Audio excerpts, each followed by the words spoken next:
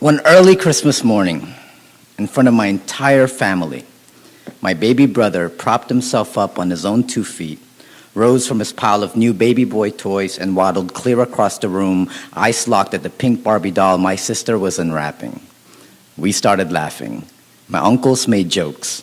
But when he snatched that Barbie doll from my sister and refused to let go, my father came swooping in with my new football, hoping it would distract him long enough for my uncles to pry that Barbie from his hands. But my baby brother just took that football, threw it with every intent to shatter the gender mold he has yet to understand, and we all watched as it rocketed just a few inches shy of hitting my grandmother square in the face. To this day, I have never seen an old Asian woman duck that fast.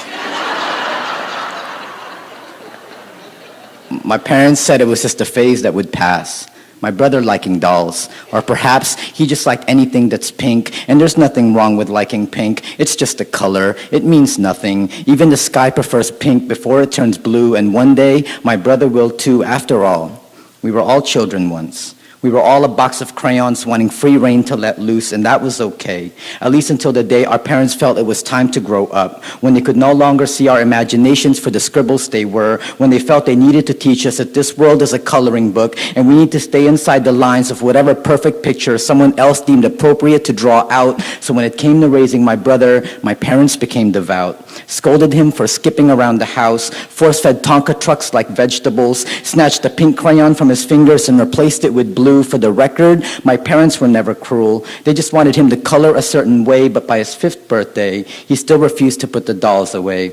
In fact, he was drawing them, Barbies wearing all the dresses he imagined out loud, colored each one with all the pink crayons left over after he threw all the other colors out. By his 8th, my parents finally admitted it was clearly not a phase. The day my mother stopped him just seconds before he tried applying her makeup to his face. By his 16th, he was hiding women's dresses in the closet behind his clothes, but on the day he turned 18 years old, my baby brother reached his hand to the back of that closet, pulled out one of those dresses and said he was no longer going to hide, swiped the first streak of makeup across his eyes, looked into the mirror and told himself, "I am free."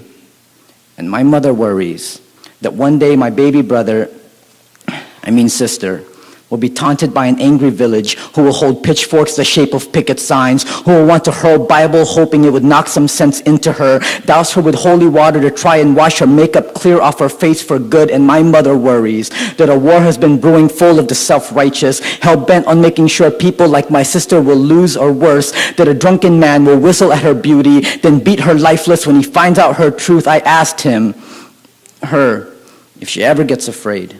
She said she's more afraid of who she would become if she denied what she felt in her heart. She said if she had a choice, she would have tapped God on the shoulder the moment he started to piece her together and say, "Hey, I think you're using the wrong parts."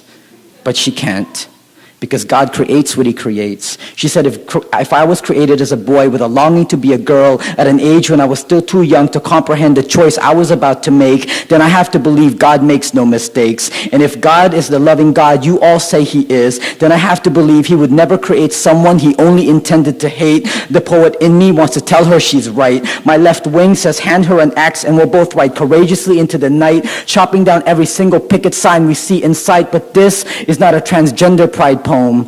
I'm not here to commercialize a struggle. I'm not trying to wage a revolution. I'm not even sure what fight this is, because when it comes to all this, there's a lot I don't know.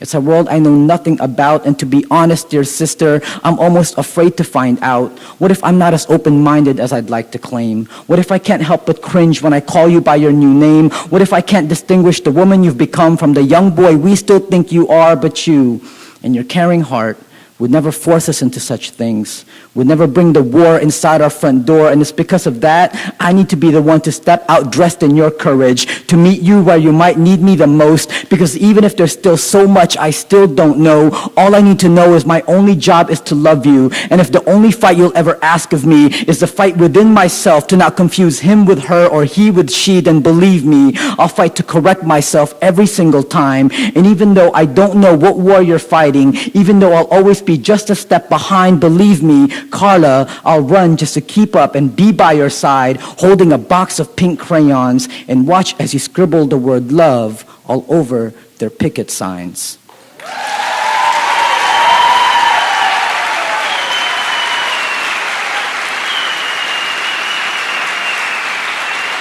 Thank you, Asia. He's good.